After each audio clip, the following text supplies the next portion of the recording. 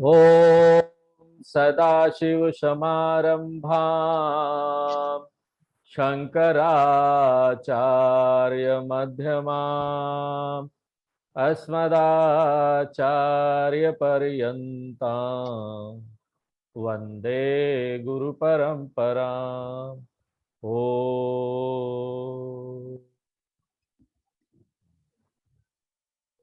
तो सती जी का शरीर त्याग होता है और उसके बाद उनका पार्वती जी के रूप में हिमाचल के घर में जन्म होता है।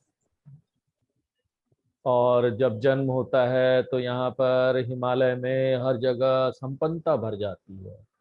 फल फूल वृक्ष सब फूलने फलने लगते हैं, खजाने निकलने लगते हैं। वहां पर जो भी आता है भक्तिमय वातावरण हो जाता है इतना। वहां पर ऋषि मुनि तपस्या करने लगते हैं।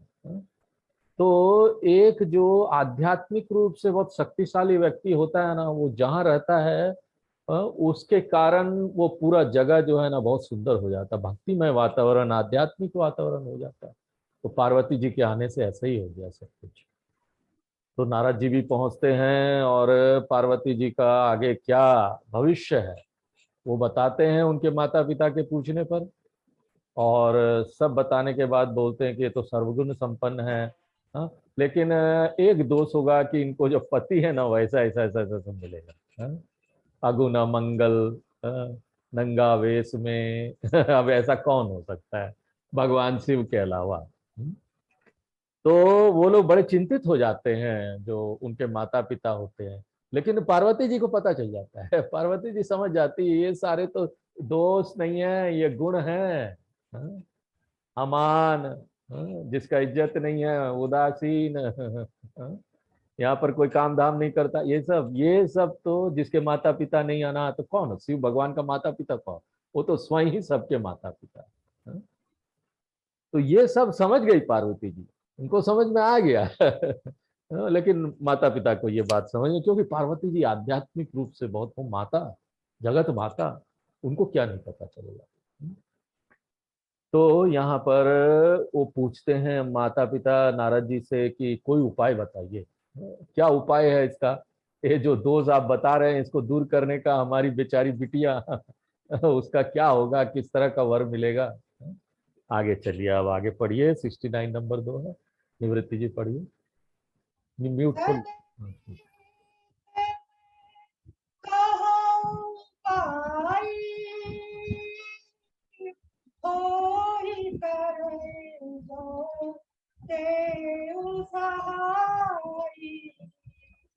जस बरु बरनी पाई मिली उमरी तस संशय नाही जे दे मेरे दोष बखाने ते सब शिव पाही मैं अनुमाने जाओ विवाह शंकर सन होई तो गुण सम कह सब कोई जाय से चयन करही बुध कछु कर दोष न धरही भानु कृष्ण सरबरस खानी तीन कहत को नाही शुभ अरुण शुभ सली सब बरई सुर सड़ी को अपुनीत न कहई समरथ कहूँ नारी दोष गुसाई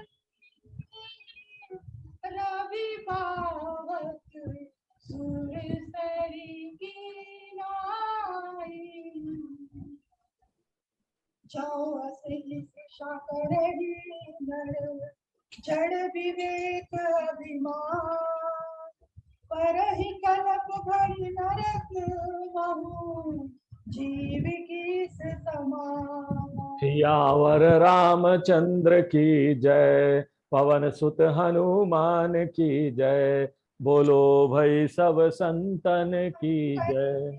आगे भी पढ़िए। सुर सरितल कृतवाचाना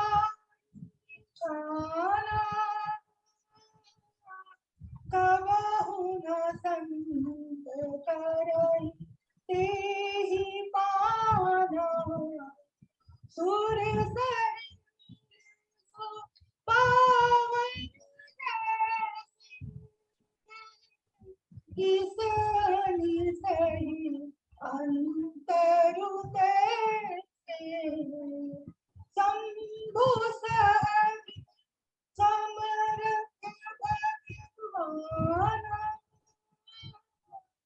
एहि विवाह सब विधि कल्याण दुरारोग्य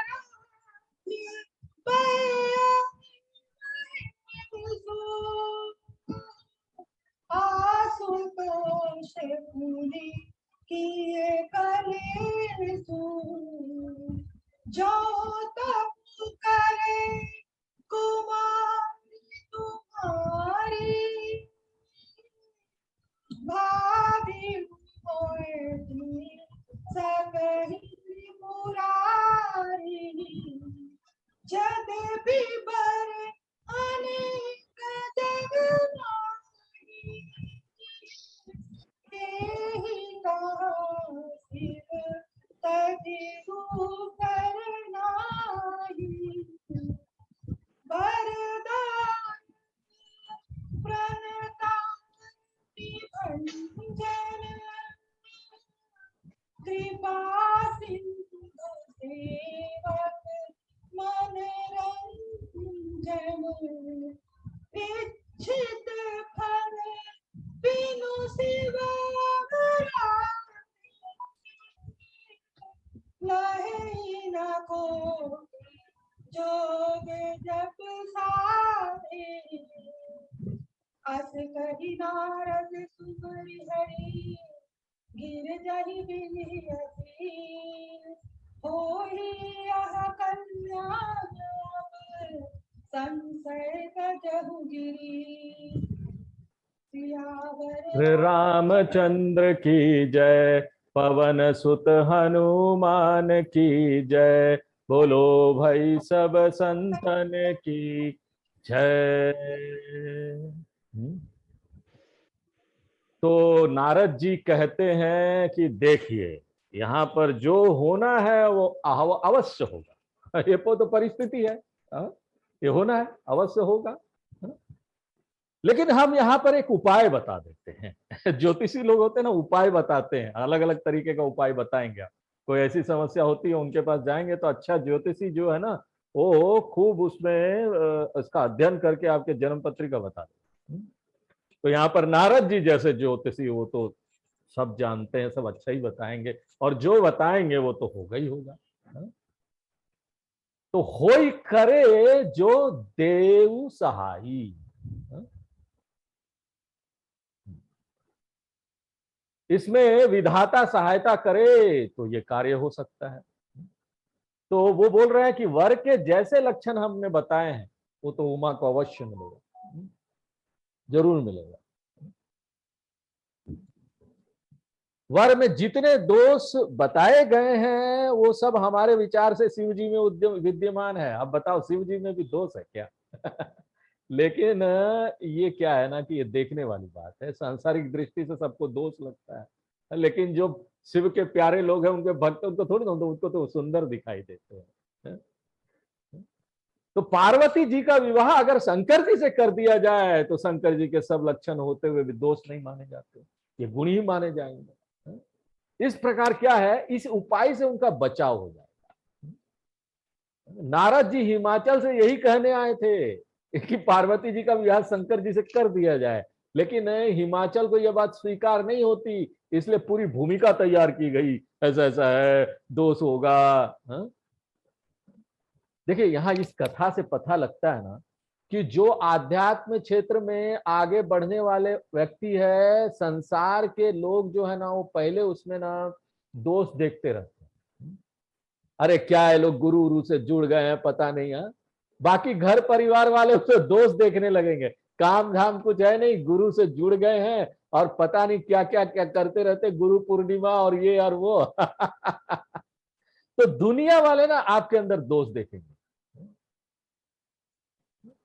लेकिन जब देखो वही चमकने लगता है, व्यक्ति ज्ञानवान बन जाता है, लोकोपकारी कार्य करने लगता है, पूरा तब समाज ना उसको स्वीकार करता है। शुरू में उसकी टांग खींचेगा, ये नहीं करना है, ये मत करो। और कई लोग तो जो है ना यहाँ पर हस्बैंड वाइफ कई लोग आए हमारे पास गीता सुनने के लिए। अब वो गीता सुनना शुरू किए कि उनके घर में झगड़ा चालू। या तो पत्नी रोक देती है, पति रोक, किसी ने उनको समझा दिया उनकी पत्नी को, अरे भैया गीता मत सुनाओ, हमारे घर में वो था सन्यास लेके चला, तुम घर छोड़ के चला जाए, बच्चा है, पर मत सुनो गीता। हाँ? और तो गीता सुनना ही छोड़ दियो, इतना झगड़ा हुआ। तो लोग शुरू में टांग खींचते हैं, अब जिसका दृढ़ता है ना, वो दृढ़ता के साथ जो आगे निकल गया वो तो निकल जाएगा। लेकिन जिसकी इच्छा कमजोर है, वो डर जाता है, लोग सब बोल रहे हैं, मेरे परिवार वाले बोल रहे हैं, दोस्त देख रहे हैं, वो अगर डर जाएगा, डर गया तो आगे नहीं बढ़ पाएगा। तो यहां पर ना ये चीज बड़ी दृढ़ता से इस मार्ग पर चलना चाहिए, क्योंकि देखो हमारे शास्त्र, हमारे ऋषि मुनि सब लोग बोल रहे हैं ना इस मार्ग पर चलकर अच्छा ही अच्छा होगा। कोई बोला आज तक इस मार्ग पे खराब होगा? सबूत ले लो ना, पूरा पूछ लो सबसे। ये जितना ऋषि मुनि हुए हैं सब लोग यही बोलते हैं इस मार्ग पर जो चला उसका उद्धार हुआ, कोई पीछे नहीं गया, सब कमाए हैं। ऐसा कमाए है कि इस जन्म नहीं दूसरे जन्म में भी लेके गए। इस जन्म का पैसा तो आप ले नहीं जा सकते। इस जन्म का जो पैसा है, जो रुपया है, डॉलर है, वो अगले जन्म में ले जा सकते? नहीं ले जा सकते। वो किसी ने बोला, एक कहानी, सुंदर कहानी थी, वो हर जगह ढूंढने लगा कि कोई मुझे उपाय बताए कि कैसे मैं अपना धन संपत्ति मरने के बाद भी ले। तो बहुत इधर उधर ढिंडोरा पिटाया, तो सब लोगों ने कुछ ने बोला भगवान की पूजा करो, ये करो, वो करो, सब करो। हाँ, तो अब एक स्वामी जी उनको मिले, बोले भाई देखो एक ही तरीका है, अपना सारा धन है ना वो दान कर दो। उससे जो तुम पुण्य कमाओगे ना तुमको कन्वर्ट करना पड़ेगा। तुम रुपया डॉलर नहीं ले जा सकते, तुमको उसको पुण्य में परिवर्तित करना पड़ेगा। जैसे तुम यहां से रुपया लेके जाते हो अमेरिका, तो वहां पर रुपया नहीं चलता, डॉलर चलेगा ना, उसी प्रकार ना आपको इस रुपया को जो यहाँ का धन संपत्ति है ना दान देके, अच्छा कार्य करके, सांसारिक में धर्म का कार्य करके पुण्य कमा लो और उसको ले जाओ अगले जन्म में। तो यही एक संपत्ति है, पुण्य कमाओ भैया, सत्संग करके आनंद। आध्यात्म मार्ग में आगे बढ़ के दृढ़ता के साथ बढ़ो, लोग यहाँ बोलते रहेंगे, बोलने दो। समाज बाद में स्वीकार करेगा, करता है समाज स्वीकार ना लोगों को, बाद में ऋषि मुनि सब हो, सबको सब स्वीकार हो गया, शुरू में सबके घर में ये तकलीफ हुई है। तब नारद जी एक उदाहरण देकर हिमाचल को यह बात समझाने की कोशिश करते हैं कि शिव जी जो है ना वो पार्वती जी का योग्य वर है। सबसे अच्छा वर वही है, जो अहि सेज शयन हरि करही। अब देखो तुम जानते हो ना कि नारायण भगवान शेषनाग की सैया पर शयन करते हैं। अरे कोई साधारण व्यक्ति अगर शेषनाग पर सो रहे हो तो लोग बोले पागल है क्या, मर जाएगा, काट देंगे, पागल बोलेंगे लोग। लेकिन विष्णु भगवान शेषनाग पर सो रहे हैं। और क्या महान वो भगवान भी, क्या सोचिए, पूरी दुनिया का रख रखाव का कार्य उनके पास कितना काम है, आप सोचिए। एक भगवान को पूरी दुनिया देखना पड़ता है, सब ठीक ठाक चल रहा है कि नहीं चल रहा है, सब उसका एडमिनिस्ट्रेशन देखना पड़ता है। यहाँ पर तो एक कोई मैनेजर या जनरल मैनेजर हो जाता है, किसी कंपनी में काम दे दिया जाता है तो उसकी हालत खराब हो जाती, सुबह शाम स्वामी जी गीता सुनने के लिए समय ही नहीं मिलता, इतना बिजी है हम। ठीक है, जाओ बिजी रहो, क्या करोगे। भगवान ने तुमको यही दिया है। यहाँ पर हमारे भगवान इतना बिजी हैं, वो फिर भी सोए रहते हैं, शेषनाग पर लेटे हुए हैं, और लक्ष्मी जी पांव दबा रही है। साधारण व्यक्ति शेषनाग पर सोए ना तो उसको पागल कहेंगे, लेकिन विष्णु भगवान शेषनाग पर शयन करते हैं तो क्या बोलते हैं, कितना सुंदर भगवान है, क्या महिमा है, कितना महान है। उनको कोई विष नहीं लगता, कोई शेषनाग उनको विष नहीं चढ़ने देता। तो विद्वान लोग है ना, इस प्रकार से भगवान विष्णु में दोष नहीं देखते हैं। ऐसे ही दूसरा एक उदाहरण भी यहां दे रहे हैं। भानु कृषाणु सर्व रस खाही। सूर्य और अग्नि सभी रस खा जाते हैं, लेकिन उन्हें कोई दोष नहीं देता।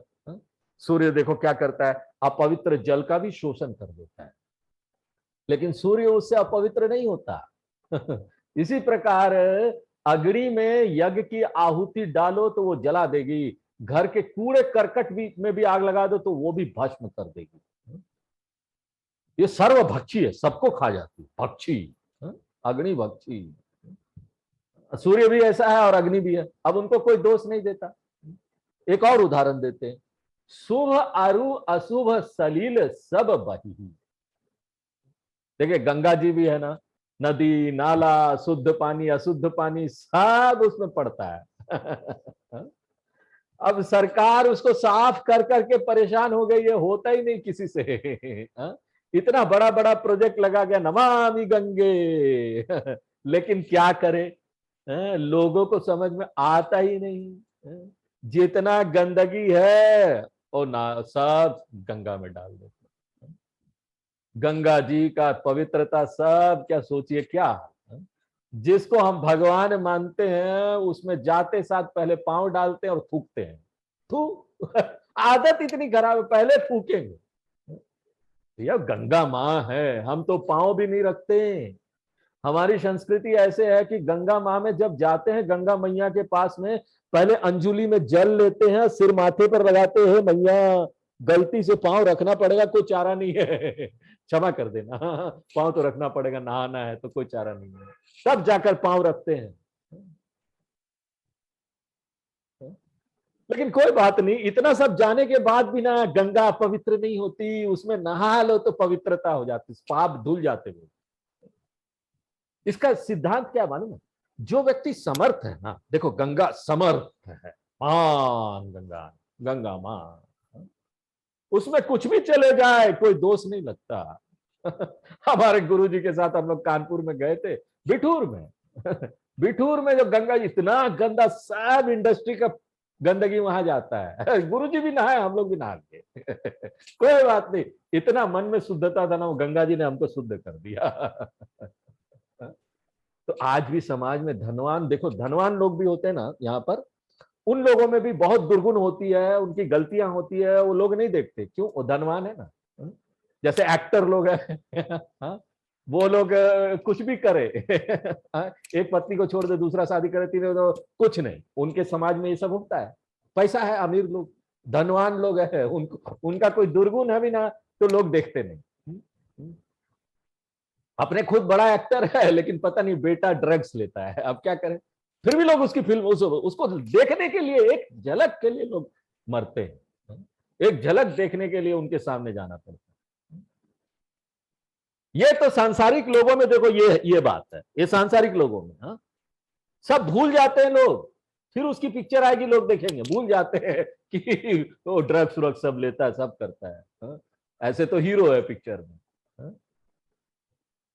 लेकिन क्या होता है कि दुर्गुण नहीं देखते लोग, ये तो संसार है। लेकिन हमारे शास्त्रों के अनुसार समर्थ व्यक्ति वह है जो आध्यात्मिक विद्या से संपन्न है, उसको समर्थ मानना चाहिए। उसमें शरीर जन धन पद की शक्ति नहीं है, कुछ भी नहीं है उसके पास, आध्यात्म मार्ग से समर्थ हो रहा है वो। उसके अंदर पारमार्थिक शक्ति आ रही है, महान।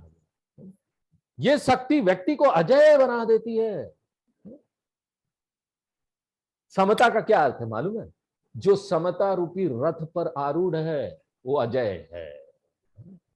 और ये समता किसी चीज से नहीं आएगी आध्यात्मिक ज्ञान के अलावा। ऐसा व्यक्ति का देखो ना कोई मित्र है ना शत्रु है, ऐसे व्यक्ति को कौन दोष दे सकता है? ना मेरा मित्र ना कोई शत्रु, आ गए तो वेलकम, चले गए तो भीड़ कम। उनके ऊपर पाप पुण्य का भी कोई प्रभाव नहीं पड़ता। दृष्टि बदलो तो वही पाप पुण्य हो जाएगा।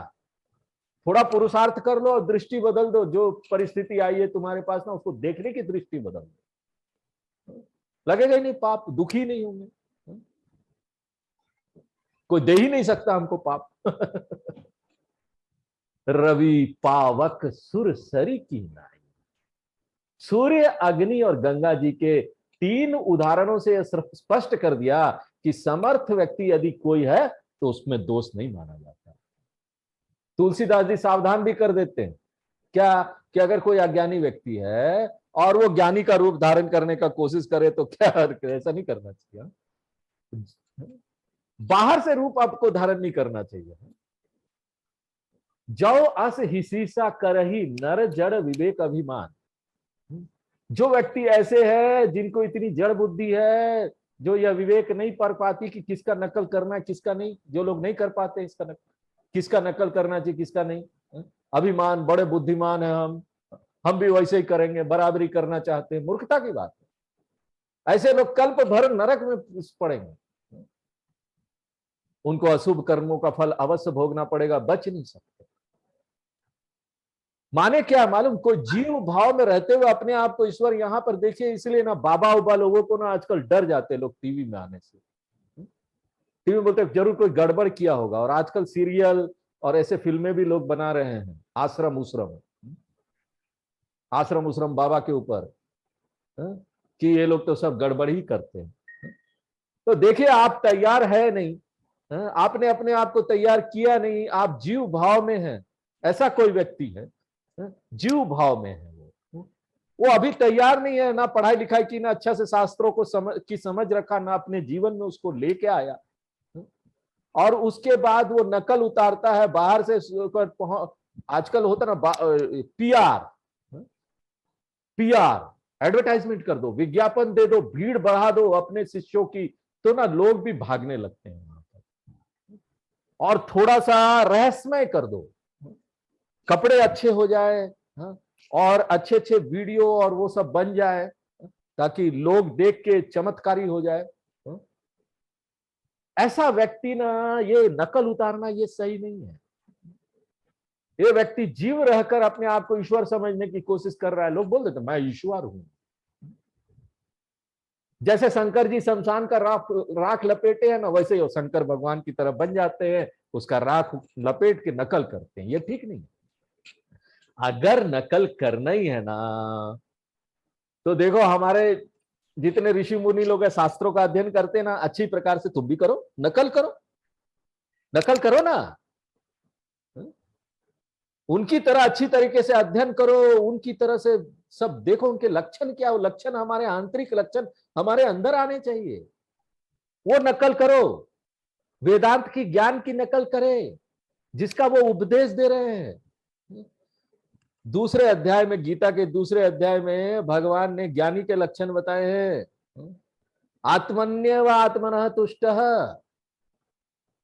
एक ईश्वर का भी ऐसा ही होता है, जो ईश्वर यहां पर आते हैं अवतार लेके, आत्मा, वो अपने आप में संतुष्ट, ये लक्षण है। चलो तुम भी ले आओ, अपने आप में संतुष्ट रहो, अपेक्षा मत करो किसी से ज्यादा, अपने आप में आत्मन्य व आत्मना तुष्ट रहो ना, नकल उतारो ना, है ना, यहां लक्षण दिया जा रहा, उतारो नकल। हम तो बोलते उतारो नकल, अपने आप में संतुष्ट रहो, किसी से अपेक्षा मत करो, ये लक्षण है। ईश्वर का भी लक्षण है। देखो ईश्वर का क्या लक्षण है, वो देते रहते, कभी नहीं मांगते। अब मान लो शंकर भगवान आएंगे, मुझे प्रेम दो ना, इतना दिन हो गया ना तुम मुझे गिफ्ट ला के दिए, एक साड़ी भी ला के नहीं दिए। पार्वती जी बोलेगी शंकर भगवान, कैसा लगेगा? वो नकल उतारो ना, कंप्लेन नहीं करना, शिकायत नहीं करना कि तुम मेरे लिए ये नहीं करते हो, मुझे अच्छा नहीं लगता है, मैं परेशान हो जाता हूं या जाती हूं। इतनी सारी शिकायतें जीवन में, उसकी वजह से मेरा जीवन ऐसा हो गया। दूसरे को दोष देना, ये भगवान करते क्या? शंकर भगवान ऐसे बोलने लगेंगे तो क्या होगा सोचो, विष्णु भगवान भी ऐसे बोलने लगेंगे। अब उसकी वजह से वो बंदा ना, उसकी वजह से ऐसा हो गया। हम रख रखाव नहीं कर पाए, हम अपना काम नहीं कर पाए। लक्ष्मी जी भी बोलेगी आप हमारे लिए ये लेके नहीं आते हैं, असंतुष्ट है ना। आत्मा वो लक्षण नकल उतारो ना, ये नकल उतारो, दोनों हाथ से प्रेम दो जैसे भगवान देते हैं सबको, भगवान की नकल उतारो, बहुत अच्छी बात है ये।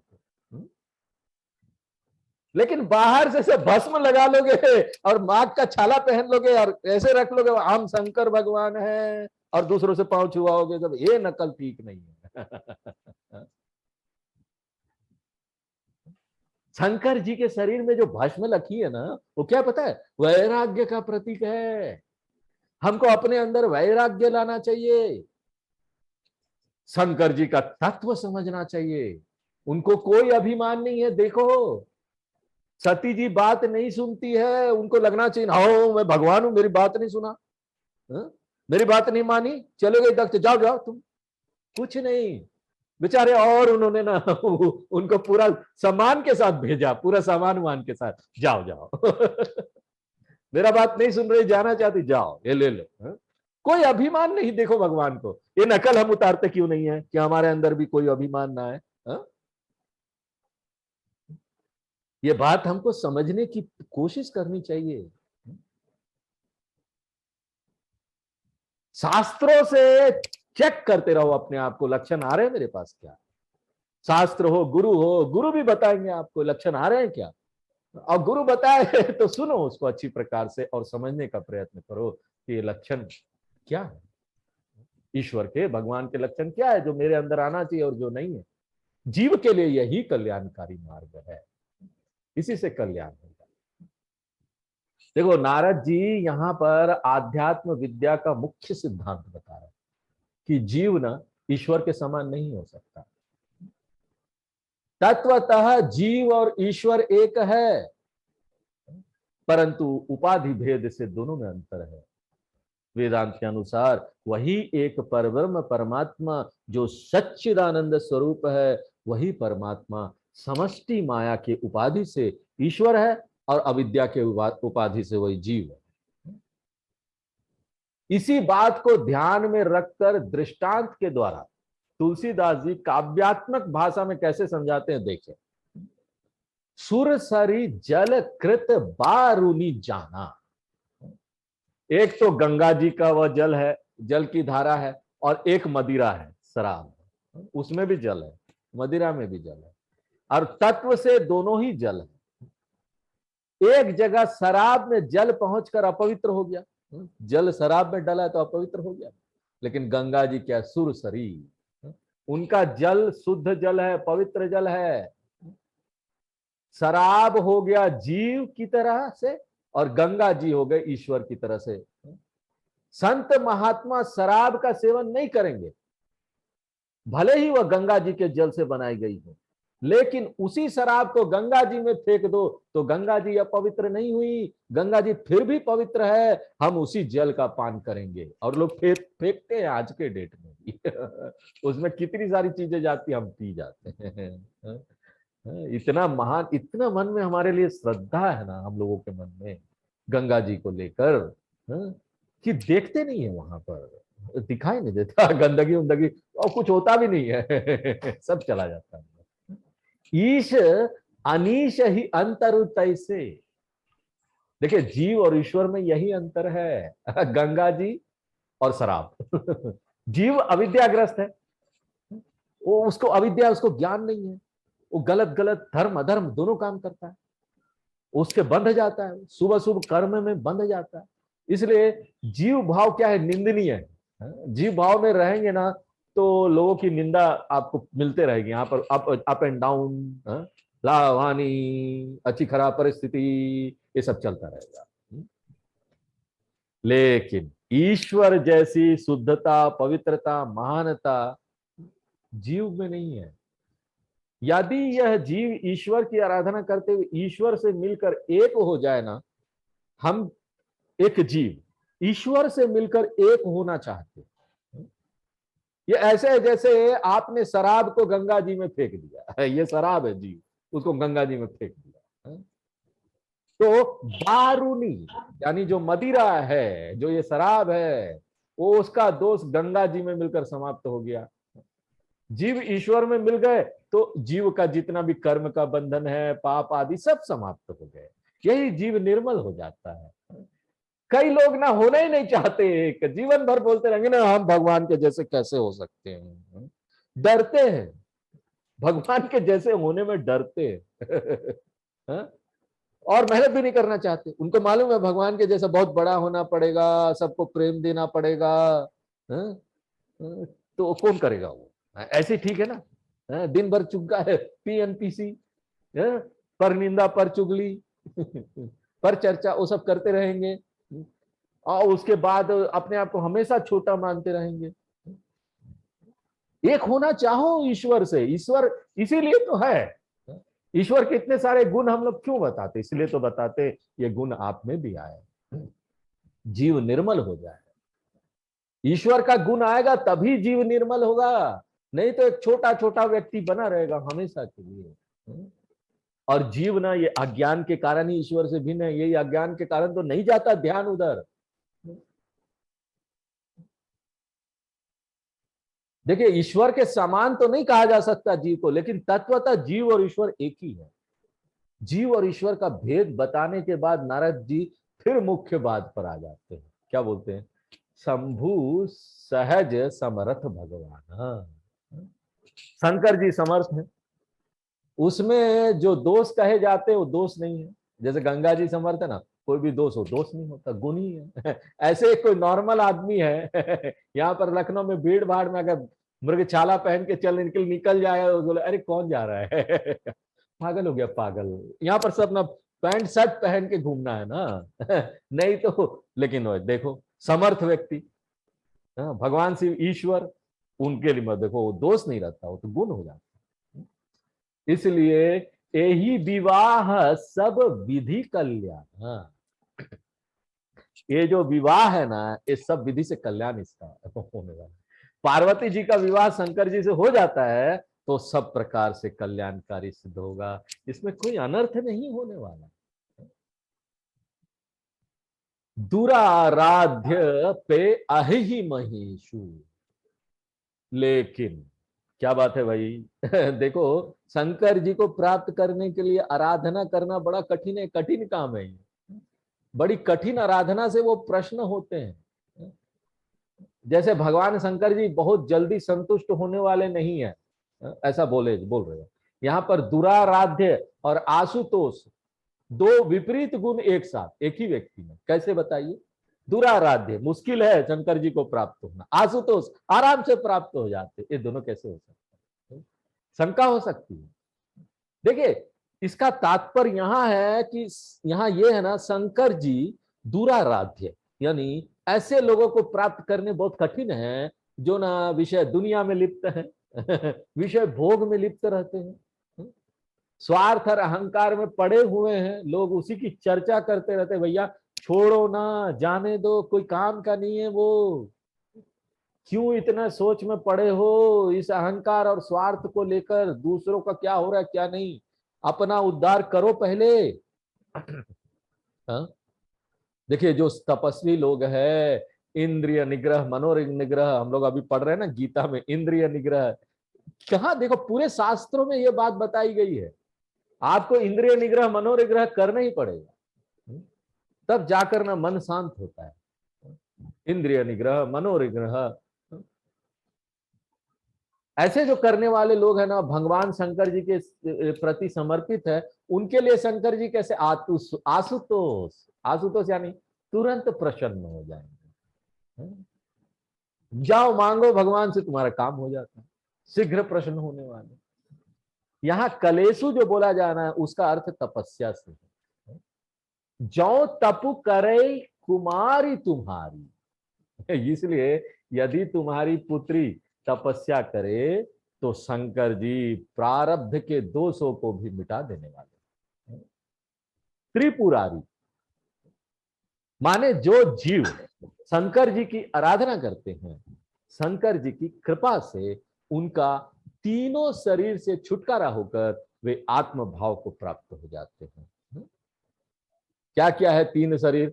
वेदांत जिन लोगों ने तत्वबोध पढ़ा है उनको पता है, स्थूल, सूक्ष्म और कारण शरीर। उसके परे, उससे छूटकर परे हो जाते, आत्मा में स्थित हो जाते। और यही शंकर जी आत्म भाव को प्राप्त करा दे। ऐसे शंकर जी के लिए व्यक्ति के प्रारब्ध को पता बदल देना कौन मुश्किल काम है। अब देखिए यहां पर ना लोग क्या सोचते हैं, चलो प्रारब्ध बदला जाए, वो भगवान से प्रारब्ध बदलने के लिए, अरे भैया उससे भी बड़ा चीज इससे पहले बताया गया ना कि आत्म भाव प्राप्त करा दो। आप आत्म भाव मांगो ना भगवान से हमेशा के लिए। ये प्रारब्ध बार बार जाओगे भगवान से मांगोगे, एक बार कोई परिस्थिति आई, भगवान छुटकारा दिला दो, हमको परेशानी हो रही है, ऑफिस में कोई तंग कर रहा है, बार बार जाओगे, बार बार भगवान कोई ना कोई इसका सॉल्यूशन आपको दे देंगे। आप भक्त क्या करें भगवान, बार बार जाते हो, इतना प्रेम से भक्ति करते हो, फूल चढ़ाते हो, अब भगवान भी बोलते चलो सॉल्व कर दिया, लेकिन वो परमानेंट नहीं रहने वाला। परमानेंट नहीं रहने वाला। कोई तकलीफ आई, दुख आया, परेशानी हुई, मन में दुख हो रहा है, तो हमको ना यहाँ ये देखना चाहिए कि बार बार जाकर भगवान से हम नहीं मांगे कि हमारी तकलीफ दूर कर दो। कितना बार जाओगे बार बार भिखारी बन के भगवान के द्वार में? एक बार आत्म भाव प्राप्त कर लो ना, ज्ञानी बन जाओ ना, कहानी खत्म। उसके बाद भगवान के द्वार में कोई मांगने जाना ही नहीं। तुम ही बैठे हो, भगवान तुम्हारे ही अंदर है, सब कुछ है, यहीं पर है सब कुछ, और क्या कर। तो बार बार भिखारी की तरह नहीं जाना चाहिए भगवान के द्वार में। अब तो ये बात समझ में आ जानी चाहिए ना इतने सालों में।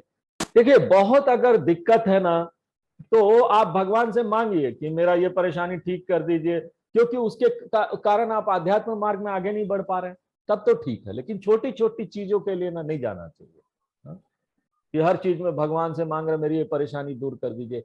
एक ही बार मांगो ना कि मुझे आत्मज्ञान प्राप्त करा दीजिए हे भगवान, ताकि मेरी परेशानी हमेशा के लिए दूर हो जाए। परमानेंट चीज क्यों नहीं मांगते हो? जो महान चीज है वो मांगना चाहिए। शास्त्र तो दोनों चीज आपको बताएंगे, ये भी बताएंगे कि वो आशुतोष है शंकर जी आत्म भाव भी प्राप्त करा देते, शंकर जी व्यक्ति के प्रारब्ध को भी बदल देते। तो हमारा ध्यान प्रारब्ध पे, हमारा सिचुएशन अच्छा हो जाए। अरे भाई ध्यान उधर तो कि हमको ज्ञान हो जाए।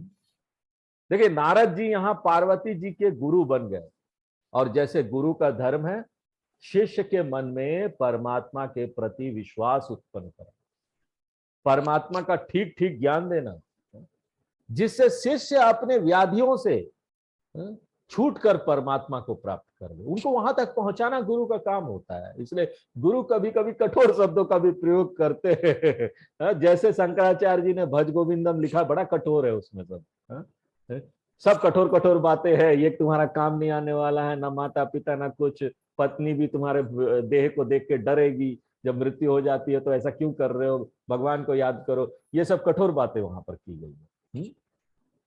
तो देखिए उन्होंने यहाँ पर बारूनी और गंगा जी के उदाहरण से जीव और ईश्वर का स्वरूप बता दिया। यहाँ के कथा के रूप में कह सकते हैं, जब तक वे सती थी ना तो वो बारूनी रूप थी, क्योंकि उसमें अहंकार था, दोष वगैरह था। जब पार्वती जी के रूप में जन्म लिया ना, तपस्या करे, अभी वो तपस्या करेगी तो उसके सब दोष मिट जाएंगे, तब जाकर परमात्मा यानी शंकर जी उनको स्वीकार करें।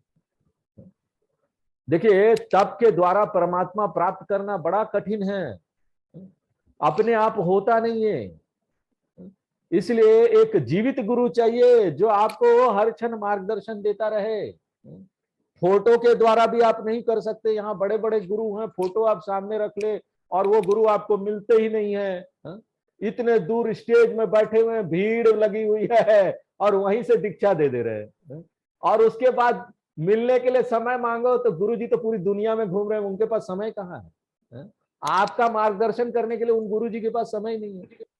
तो गुरु जी के पास समय होना चाहिए अपने शिष्यों को देने के लिए, और खुद भी समर्थ होने चाहिए। तो ऐसे सदगुरु प्राप्त हो जाए तो सही सही मार्ग मिल जाएगा।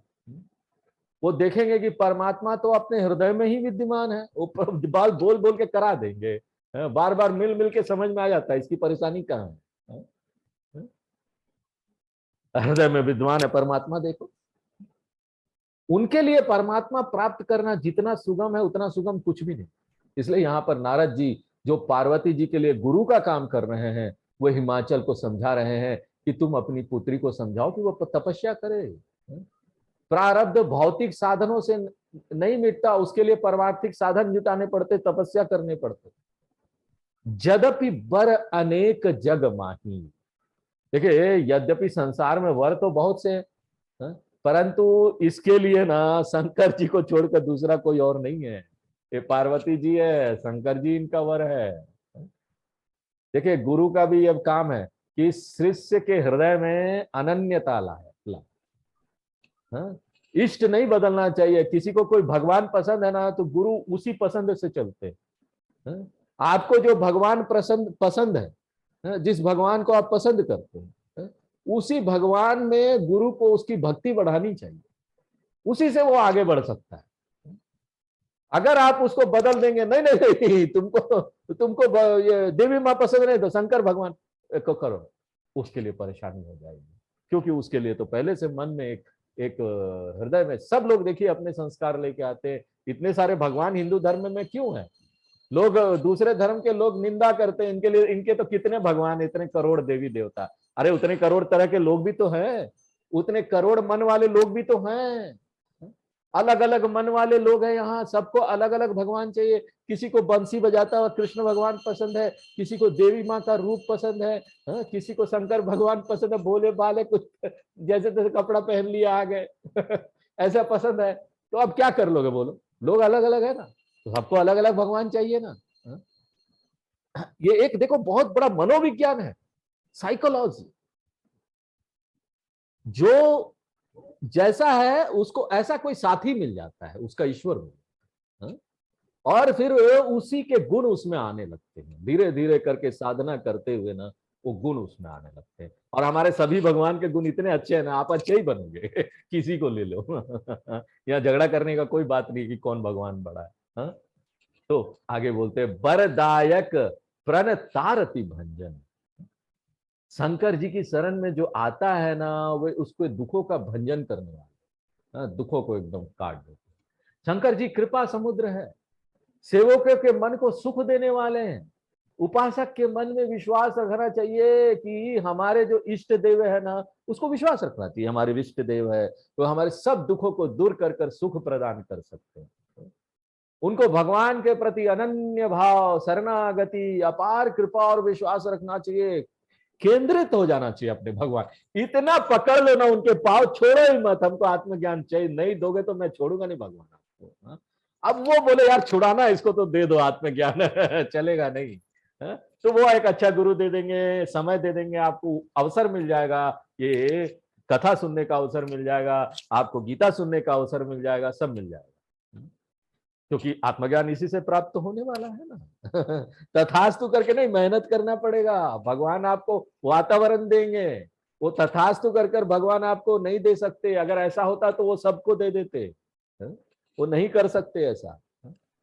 इच्छित फल बिनु शिव अवराधे।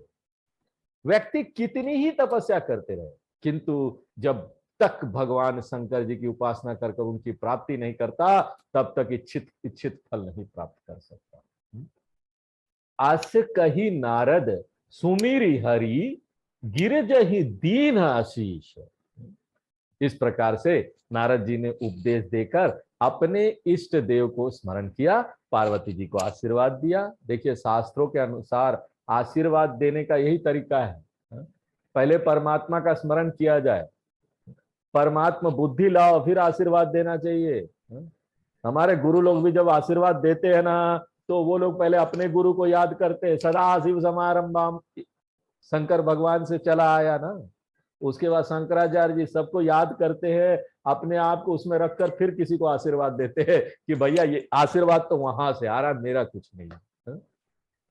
अगर देह अभिमान रखकर आशीर्वाद देंगे ना कि देखो हम हैं, हम आशीर्वाद दे रहे, कभी फलीभूत नहीं होगा, वो दूसरे को लगेगा ही। हो ही यह कल्याण अब संशय तजहु गिरीश। और कह दिया कि चलो अब इसका कल्याण, पार्वती जी का कल्याण होगा, इनके बारे में अब तुम संशय छोड़ दो देखिए, कल्याण, कल्याण का अर्थ है ना, यहाँ पर हित होगा, शुभ होगा, लेकिन दो अर्थ है इसका। दक्षिण भारत में, चेन्नई वगैरह में, साउथ इंडिया में कल्याण का अर्थ होता है विवाह, उसका कल्याणम हो गया। अब तमिलनाडु में जाएंगे ना, वो चेन्नई उन्नई, बोले कल्याणम, कल्याण मतलब शादी हो गया उसका। तो ये दोनों अर्थ हो सकता है ना, शंकर भगवान से विवाह भी हो जाएगा और इनका उद्धार भी। हाँ, दोनों हो जाएगा, इसमें कोई संशय नहीं है।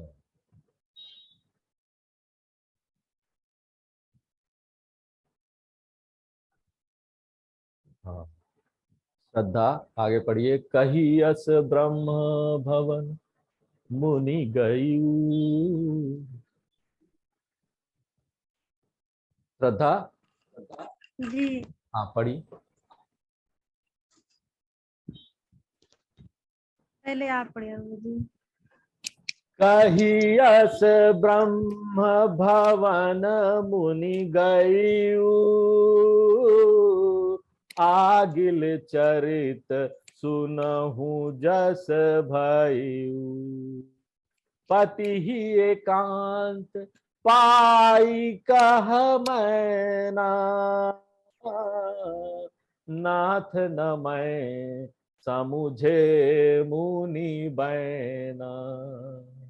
आगे पढ़िए। छोड़ जो घरु बरु कलु होई अनुपा, करे विवाहु सुता अनुरूपा। नाता कन्या वरु रहु कुआरी, कंते उमा मम प्राण प्यारी। जौना मिली बरो गिर जही जोगु, गिर जड़ सहज कही सब लोगु।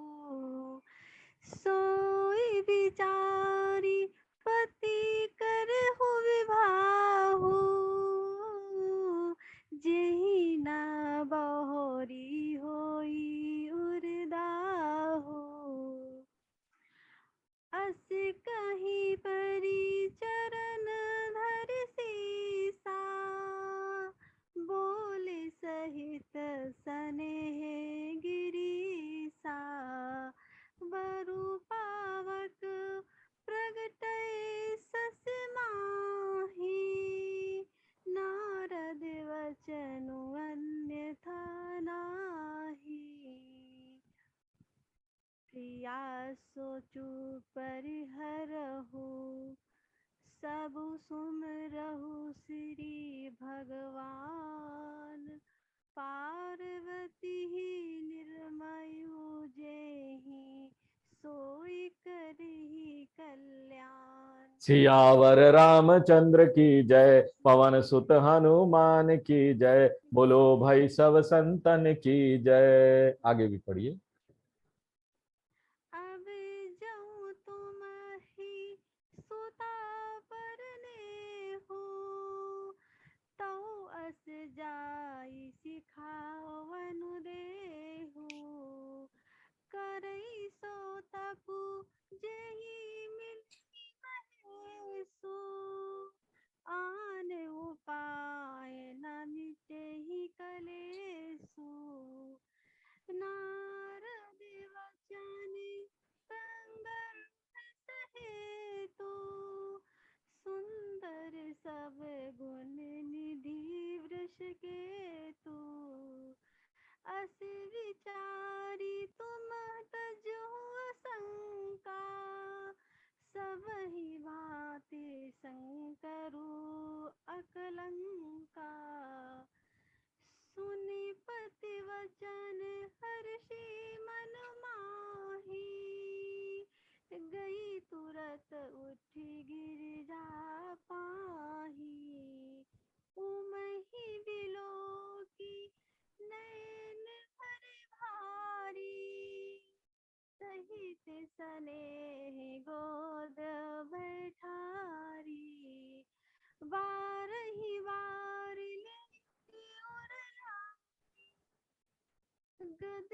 आदि कंठ न कछु कही जाई, जगत मातु सर्ग भवानी, मातु सुखद बोली मृदुबानी, सुनहि मातु मैं दीख अस संपन्न सुनाऊं तो ही, सुंदरी गौर सुविप्रवर अस उपदेश मोही। सियावर रामचंद्र की जय, पवन सुत हनुमान की जय, बोलो भाई सब संतन की जय। जय। तो यहाँ पर आगिल चरित सुनहु जस बहूं। अब आगे की कथा सुन। नारद जी के चले जाने के बाद हिमाचल के घर में क्या हुआ। हिमाचल तो राजा है, पर्वत के अधिष्ठार देवता है, और वे अपने राजकाज के बीच में व्यस्त हो गए। ऐसी व्यवस्था बहुत बिजी बिजी है, मुश्किल से शाम को एकांत में कुछ समय मिल पाता है। तो वो समय में ना, एकांत के समय में हिमाचल की पत्नी मैना बोली, हे स्वामी, नारद जी थे, वे क्या कहकर समझ चले गए, मेरी समझ में तो बात आई नहीं। नारद जी जो कह गए कि हमारे पुत्री के घर में दोष होंगे, तुम नारद जी की बात में पढ़कर ना किसी ऐसी दुर्गुणी के साथ कन्या का विवाह मत कर देना। देखिए, मैना अपने को नारद जी से, हिमाचल से भी अधिक बुद्धिमान समझकर राय दे रही लेकिन देखिए, मैना ना यहाँ बुद्धिमता से नहीं, वरन क्या कर रही थी, वो पुत्री के प्रति अधिक प्रेम की भावना से बोल रही। तो क्या होता है ना, कभी कभी बहुत व्यक्ति भावनात्मक हो जाता है ना, बहुत प्रेम की भावना ले आता है ना लोगों के प्रति, उसका अच्छाई करने के बदले खराबी कर देता है। तो हमेशा ना विवेक शक्ति बनाए रखना चाहिए। बहुत अधिक किसी के प्रति प्रेम की भावना है, आप तो उल्टा खराब कर रहे हो, उसके लिए राय भी गलत तरीके से दे रहे हैं। देखिए, यहां पर वर सुंदर हो, उसका घर धनवान हो, उसका वंश भी उच्च हो। हमारी पुत्री बड़ी सुंदर है, राजपुत्री है, हमारा वंश भी अच्छा है। ऐसी पुत्री के सर्वथा योग्य ही श्रेष्ठ वर, उसका घर बार वंश परंपरा आदि देखकर विवाह करनी चाहिए। मां का मन था ना वो। यदि ऐसा वर नहीं मिलता तो मानो ना प्रारब्ध में खराब ही लिखा हो, तो इससे श्रेष्ठ तो ये है कि वो बिना विवाह का बन गए, उनका विवाह ही ना हो।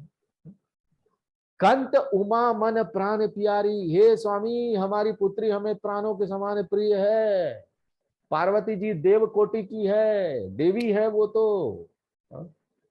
और ऐसे देखो बालपन कितना सुंदर होगा। देखो, माता का जन्म हुआ, मां का बालपन कैसा होगा, अति मधुर थी वो, उनका सुंदर रूप था, गुण विधान थी, बड़ी प्यारी थी पार्वती जी छोटे में। जाना मिल ही बरु गिरज ही जोगू मैना कहने लगी, मैना जो पत्नी थी हिमाचल की, पार्वती जी की माता जी, कि यदि पार्वती जी की को अनुकूल वर्ग प्राप्त नहीं होता है ना, तो तुम कहीं ना किसी बावले के साथ इसका विवाह मत कर देना, बड़ी बदनामी होगी। लोग कहेंगे हिमाचल पत्थर है, उसकी बुद्धि में पत्थर पड़ गया है, अपनी पुत्री का विवाह जहां नहीं करने चाहिए वहां कर दिया। देखिए, अच्छे अर्थ में तो जो पर्वत है ना, वो अचल बुद्धि का प्रतीक है। तो पार्वती जी के मन में शंकर जी के प्रति अचल निष्ठा हो गई। देखिए, ये तो गुण है। पर्वत ऊंचाई के कारण महानता का भी प्रतीक है। और यदि दोष बुद्धि से देखना चाहो तो पर्वत क्या है, जड़ बुद्धि का भी प्रतीक हो सकता है। तो जड़ है, पर्वत है जड़, कोई बुद्धि नहीं। सोई विचारी पति करे हु विवाहु, मैना कहती है कि ये सब विचार कर कर पार्वती जी का विवाह करना चाहिए, जिससे बाद में दुखी ना होना पड़े। ऐसा कहकर मैना ने हिमाचल के चरणों में प्रणाम करते हुए विनती की कि अपनी बात को मनाने के लिए उन्होंने इस प्रकार से आग्रह किया। तो हिमाचल जो है मैना को बड़े प्रेम से समझाने लगे कि चिंता ना करो, सब कल्याण होगा, यहाँ पर सब कल्याणकारी होगा, ना चिंता करो। बरुबा पावक प्रगटे शशि माही। देखो, चाहे चंद्रमा से आग बरसने लगे, अर्थात चंद्रमा जी अपनी किरणों में, देखिए चंद्रमा की किरणें शीतल होती है, उसकी किरणें गर्मियों की दोपहर की सूर्य की किरणों के समान आग बरसने लगे, मान लो ऐसा हो जाए चंद्रमा में, ऐसा हो सकता है? नहीं हो सकता है, क्योंकि चंद्रमा तो बड़ा शीतल है ना, ऐसा नहीं हो सकता है। तो ये भी नहीं हो सकता कि पार्वती जी के साथ खराब हो।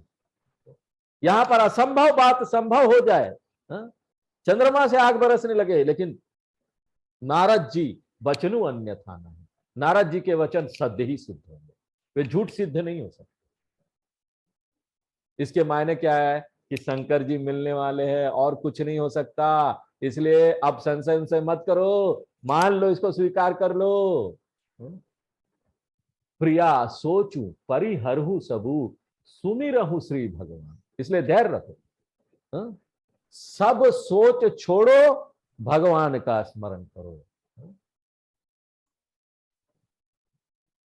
देखिए यही अच्छे कार्य करने का ना, सामाजिक कार्य, बड़ा कार्य आप करने जा रहे हैं ना, यही तरीका है। आध्यात्मिक पुरुष को भी सामाजिक कार्य करने पड़ते हैं, समस्या भी आती है, उनसे निपटने का तरीका यह है कि भगवान को याद रखें। और नारद जी जैसे संतों ने कहा है कि उनका अनुसरण करो, उनको देखो, उनके क्या क्या लक्षण हो, कैसे हैंडल करते हैं सब कुछ। भले ही शुरू में लगे ना इसमें भलाई नहीं है, क्या हम कर रहे हैं, लेकिन धैर्य रखो, आगे चलकर कल्याण ही होगा। जिसने पार्वती जी की रचना की है वही इसका कल्याण भी करेगा। अब हिमाचल मैना को समझा रहे हैं कि शास्त्र कहते हैं कि व्यक्ति का जो प्रारब्ध है, प्रारब्ध क्या, जो पुराने समय जन्मों से इतने सारे कर्म करके एक व्यक्ति आया है ना, वो कर्म जमा है, अभी सबका फल तुरंत नहीं मिल जाता है, कुछ जमा भी रहते हैं, वो संचित कर्म है। और प्रारब्ध क्या है, उसी जमा हुए कर्म से जो अभी हमको मिल गया है, हम उसका कुछ नहीं करते सकते, शरीर मिल गया है, माँ बाप मिल गए, ये हमको प्रारब्ध हो गया। वही संचित कर्म, इतने जमा कर्म का जो गठरी है, उससे जो थोड़ा मिल गया हम उसको जी रहे हैं, वो प्रारब्ध कर्म, वो फल हमको प्राप्त हो रहा है। वो जैसा भी है उसी में से पुरुषार्थ भी करना चाहिए। यदि मान लीजिए हम बोलेंगे ना हमारा भाग्य ठीक नहीं है, प्रारब्ध ठीक नहीं है, छोड़ दिया, कुछ करते ही नहीं है, नहीं, हमको पुरुषार्थ करके उसे ठीक कर लेना चाहिए। लेकिन देखिए पुरुषार्थ करने में भी ना व्यक्ति 100% स्वतंत्र नहीं है, उसमें भी जो उसका प्रारब्ध है ना, वो सहायक या बाधा बनता है। जो उसको कर्मों के फल मिल रहे हैं वो सहायक बाधा बनते जाएगी। आप कुछ ठीक करने का प्रयत्न करेंगे, उधर से कुछ और पाप पुण्य आएगा, करते रहेंगे, संसार में झेलते रहेंगे इसको। आप कुछ अच्छे खराब आया, उसको पुरुषार्थ कर रहे, ठीक करने का प्रयत्न कर रहे, पता चला उधर से दूसरा एक और झटका आ गया। इसलिए नियम है कि प्रारब्ध जो कुछ है ना, उसका एकदम विरोध न करते हुए, जो प्रारब्ध है उसी की सहायता लेते हुए पुरुषार्थ करके उसको ठीक करना चाहिए। करते रहते हैं, हमको पता होना चाहिए कई कौन सी जगह पर हमारी परिस्थिति आई है प्रारब्ध से, कौन सी जगह पर हम उसको ठीक कर सकते हैं, कौन सी जगह पर नहीं कर सकते। जहां ठीक नहीं कर पाएंगे वहां भी ठीक करने का प्रयत्न करते रहेंगे तो कैसे चलेगा। एक व्यक्ति मर गया, अब लोग क्या है दुनिया में मृत्यु के बाद भी उनका शरीर रख रहे हैं, और शरीर रख रहे ये सोचकर कि आगे कोई बड़ा कोई चमत्कार होगा, कुछ होगा तो वो जिंदा हो जाएगा। ऐसा हो सकता है? स्वीकार कर लो मृत्यु सत्य हो तो चला गया, ऐसी चीजों में कुछ करते रहोगे तो माथा फोड़ोगे, कुछ नहीं होने वाला। जो व्यक्ति चला गया ना, आगे हमको पुरुषार्थ करके ये सत्य को स्वीकार करो, आगे पुरुषार्थ करके हमको अपना जीवन अच्छा करना चाहिए। देखिए शास्त्रों ने अलग अलग प्रकार, सत्वगुणी, रजोगुणी, तमोगुणी, उन अलग अलग प्रकार के व्यक्तियों के लिए अलग अलग प्रकार के पुरुषार्थ बताए। जो पुरुषार्थ करेगा, जो वह जिस स्थिति में उसमें आगे बढ़ेगा और आगे उसका भविष्य में उसका सुखदायी प्रारब्ध बनेगा। अच्छे कर्म करो, पाप आ रहे हैं अच्छे कर्म करो, ये नहीं कि पीछे पड़ जाओ बदला लेकर रहूंगा। मुझे दुनिया ऐसी खराब चीज देती है तो मैं दुनिया को भी खराब दूंगा, ये कोई बात हुई क्या? दुनिया ने आपको खराब दिया, आप इसलिए बदला ले रहे हैं कि हम भी दुनिया को खराब देंगे, गलत गलत बातें बोलेंगे। हमको क्यों दुख मिला? तो भाई स्वीकार करो ना, इसको अच्छा करने, अच्छे रास्ते में आगे बढ़ो ना, अपना ऊर्जा अच्छे रास्ते में बढ़ाओ ना, बदला लेने का क्या प्रयत्न कर रहे हो? अपने अंदर लक्षण लाओ, आध्यात्मिक मार्ग पर आगे बढ़ो। नारद जी ने यही बात कही कि पार्वती के हाथ, अब वो बोलते नहीं नहीं नहीं, मैना झगड़ा करने लगती, नहीं नहीं नहीं, हम शिव जी के साथ विवाह नहीं करेंगे, हो ही नहीं सकता, कुछ नहीं है, नारद जी को बोलने दो। नारद जी संत है, भगवान के साथ रहते, उन्होंने कुछ बोला है तो सत्य होगा ना।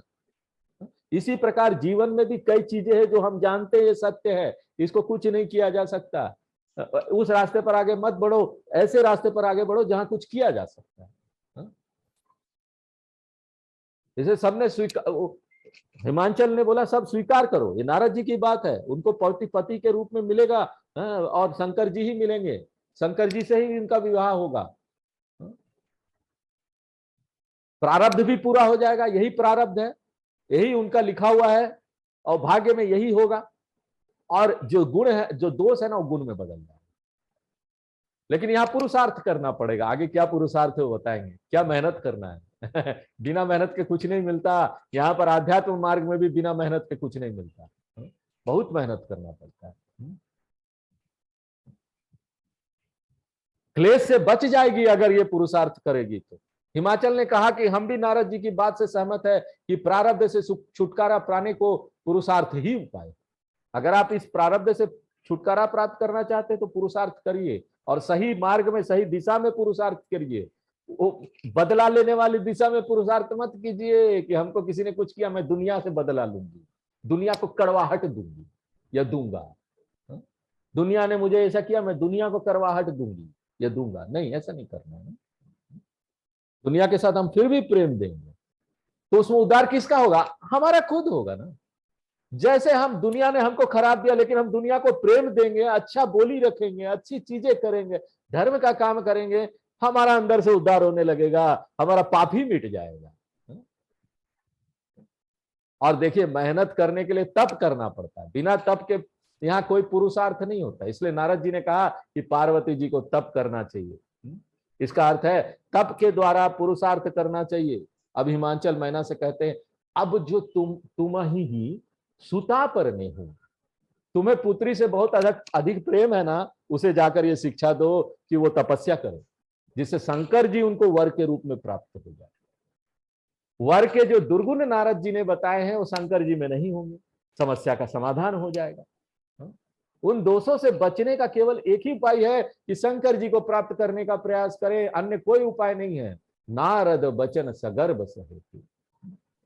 हिमाचल कहने लगे कि नारद जी की वाणी रहस्यमय बात है, अर्थात उसके ना गहराई में जाओ, समझ में आए।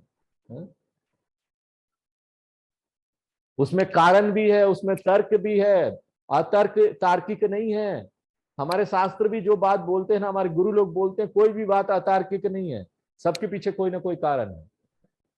इसलिए उनकी बातों का हमको अनुसरण करना चाहिए, मानना चाहिए, अपना जुगती मत लगाओ। शंकर जी यानी वृष केतु सब प्रकार से सुंदर है, गुण निधान है, उनमें जो दोष कहे जाते हैं वो दोष उसमें नहीं है। अस विचारी तुम तज हुआ शंका, इस प्रकार यह शंका छोड़ दो कि पार्वती को कहीं ऐसा पति न मिल जाए, लोक निंदा, लोग हमारे बारे में क्या कहेंगे। ये तो सबसे बड़ी समस्या है ना जीवन का, कि लोग क्या कहेंगे। इसके कारण हम कई चीजें करते नहीं है कि लोग क्या कहेंगे। जो सही है वो करो ना, लोग क्या कहेंगे, लोग तो कहते रहेंगे ये ऐसा है वैसा है, देखो क्या कर रहा क्या नहीं। अरे भैया, जो धर्म से है, सही है, दृढ़ निश्चय के साथ आगे बढ़ो, मैं ठीक कर रहा हूं या कर रही हूं। पार्वती जी निश्चित रूप से, पार्वती जी को ना शंकर जी ही प्राप्त होंगे। शंकर जी सब प्रकार से दोष रहित निर्विकार है, शुद्ध है।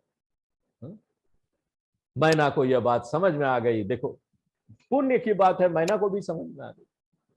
पार्वती जी को शंकर जी वर के रूप में अवश्य मिल जाएंगे और पार्वती जी का कल्याण हो जाएगा। यह बात सुनकर वो, देखो, किसी को समझाओ ना, वो समझ भी जाते हैं कई लोग। अब मैना को समझाया, समझ गई, प्रसन्न हो गया, अच्छे हुआ, अपना बेटी के लिए जो इतना सोच रही थी भविष्य का क्या होगा, वो उनको संतुष्टि मिल गई। अब तुरंत उठ के वो पार्वती जी के पास उनको तपस्या के लिए कहने के लिए गई कि तपस्या करो बेटी, मिलेंगे वर, शंकर भगवान मिलेंगे। उम ही बिलो की नयन भरे बारी, पार्वती को देखकर अब अपनी बेटी, फिर से माँ को ममता आ जाता है। माँ सबसे पहले देखो बच्चे को लेकर ना, माँ बड़े ममता, ये जो है ना बड़े निकलना मुश्किल है। हाँ? ममता आ जाने से ना वो बुद्धि बंद हो जाती है, आदमी कई बार सही भी नहीं कर पाता है। इसलिए आध्यात्म मार्ग में हम बोलते हैं जो माँ है ना उसको बहुत देखना चाहिए। अगर उसको आगे बढ़कर ईश्वर से एक होना है तो ममता को छोड़ना पड़ेगा। अगर ममता रखना है ना तो पूरी दुनिया के प्रति रखो, अपने बच्चे, सिर्फ अपने बच्चे नहीं, पूरी दुनिया के प्रति ममता रखो। ऐसा ममता रख सकते हो। लेकिन एक दो के प्रति ममता बुद्धि कुंठित हो जाती है, समझ में नहीं आता। अब देखो उनके आंखों में आंसू आ गए। अब जो ठीक बात था, बताना चाहिए था कि पार्वती जी तपस्या करनी पड़ेगी। उनको लगा मेरी बेटी इतनी सुकुमारी है, इतनी कोमल है, और उनको तपस्या करने बोलने जाऊं, ये तो बड़ा अन्याय है, बेचारी अभी खेलने खाने का समय है, बच्चा है, और वो कहाँ तपस्या करने जाएगी। और बड़े प्रेम से पार्वती जी को उन्होंने अपने गोद में बैठाया। छोटी बच्ची पार्वती, बार बार वो पार्वती को हृदय से लगाती है, बेटी। प्रेम के कारण उद्वेग उत्पन्न हुआ उससे, उनका गला अवरुद्ध हो गया, कुछ बोल नहीं पा रही थी बेचारी। देखो माँ बड़ी सुंदर चीज भी है इस संसार में।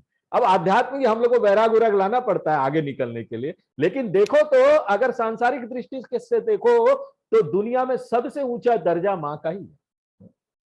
माँ बड़ी सुंदर चीज, सब आपका साथ छोड़ देंगे, माँ नहीं छोड़ती। जो भी आप कर रहे हो ठीक है। यहां तक कि जो आप जानते हैं, यहां साउथ में बहुत बड़ा डकैत हुआ था, वीरप्पन। वीरप्पन वो चंदन का तस्करी करता था, कितने लोगों को उसने मार दिया, जंगल में कितने लोगों को, हाहाकार मचा हुआ था साउथ में, चेन्नई में, दक्षिण भारत में। पुलिस उसको पकड़ ही नहीं पाती थी, जंगल में कहां कहां घूम रहा था। लेकिन उसकी माँ उसके लिए रोते रहती थी, मेरा बेटा। उसके लिए बेटा अच्छा ही था। चाहे वो वीरप्पन था, लोगों को मार रहा था, लेकिन वो क्या था, रोती थी उसकी माँ कि कब मिलने आएगा। तो प्रेम के कारण ना गला अवरुद्ध हो गया, मुंह से शब्द नहीं निकल पा रहे थे। नारद जी ने तुम्हें कहा है वैसे ही तुम तपस्या करो। जब यह दशा देखी तो पार्वती जी ने व्यवहार की बुद्धिमत्ता दिखाते हुए समस्या का हल स्वयं ढूंढा। पार्वती जी तो जगत माता है ना, वो अपने माँ की बात छोटी है तो क्या, वो तो माता है। भवानी माने शंकर जी की पत्नी पार्वती, तो अपने माता को सुख देने वाली बात उनसे बोलती है। पार्वती जी देखो बहुत सुशील सुसंस्कृत है, वो बड़े सुंदर ढंग से कहती है, सुन ही मात मैं दीख अस सपन सुनाऊ। बोलने का कितना अच्छा तरीका है, दूसरे को खराब भी न लगे। वो समझ गई थी कि उनकी माँ के मन में ये सब बातें चल रही है, वो बोल नहीं पा रहे मुझे, तो मैं ही क्यों ना बोल दूं। देखो ऐसा भी बच्चा होता है, माँ को भी समझा देता है। सब ऐसा नहीं। देखो क्या बोलती है, हे माता सुनिए मैंने एक स्वप्न देखा है। पार्वती जी ने स्वप्न तो अवश्य देखा, परंतु उसका अनुकूल अर्थ निकालने का कार्य पार्वती जी ने किया। क्या वो पार्वती जी ये भी बोल सकती थी कि देखो हमने स्वप्न देखा और ऐसा ऐसा हमको अच्छा नहीं लगा, लेकिन उसको अनुकूल सकारात्मक दृष्टि से कोई चीज को देखो ना तो बड़ा सुंदर हो जाता है वो, बड़ा सुंदर उसका हल भी निकलता है, आपका जीवन अच्छा होता है। हर चीज को नेगेटिव में ले जाओगे, नेगेटिव नकारात्मक सोच बढ़ते जाएगा, परेशानी अपने आप होगी ना, अपने मन के अंदर होगी ना। कोई कुछ बोला घर में, ये बोला वो बोला, क्यों बोला, पूरा दिन सोच रहे हो, 2 दिन तक चल रहा है, क्यों बोला, अरे छोड़ो ना उसको। तुम्हारा मन ज्यादा महत्वपूर्ण है कि वो जो शब्द बोला वो महत्वपूर्ण है, तुम इतना परेशान हो रहे हो। सुंदर गौर सुवी प्रवर अस उपदेश उबोही। क्या बोलती है पार्वती जी, स्वप्न में एक सुंदर गौर वर्ण का अच्छा ज्ञानवान ब्राह्मण मुझे उपदेश दे रहा है। देखिए लोक मान्यता के अनुसार यदि इस प्रकार ब्राह्मण स्वप्न में कोई बात कहे ना तो वो सत्य भी होती है, ऐसा मानना चाहिए। कोई ब्राह्मण आकर आपके स्वप्न में बात बोल रहा है तो सत्य हो जाती है। पार्वती जी देखिए कितना चतुर है, उनकी माँ को खराब ना लगे इसलिए वो स्वयं नहीं कहती, वो बताती है ब्राह्मण बोल रहे थे, ब्राह्मण की बात बताती है, आपको मानना पड़ेगा माँ मैं तो तपस्या करूंगी। देखिए शब्द कहने का कितना सुंदर ढंग है ये, कि ब्राह्मण क्या कहता है। आज यही प्रोग्राम देते हैं, फिर आगे देखेंगे कि पार्वती जी किस तरीके से अपने माँ को समझाती है, उनको खराब भी नहीं लगने देती है और तब के लिए उनको मना भी लेगी। पूर्णमदः पूर्णमिदं पूर्णात् पूर्णमुदच्यते पूर्णस्य पूर्णमादाय पूर्णमेवावशिष्यते। ओम शांति शांति शांति।